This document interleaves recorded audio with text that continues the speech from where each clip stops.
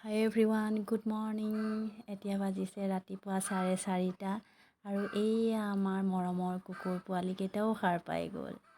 এতিয়া মই গৈ আছোঁ দেউতাৰ লগত ফিল্ডত দৌৰিবলৈ, যিহেতুকে মোৰ পুলিচৰ ইণ্টাৰভিউ এটা আহি আছে।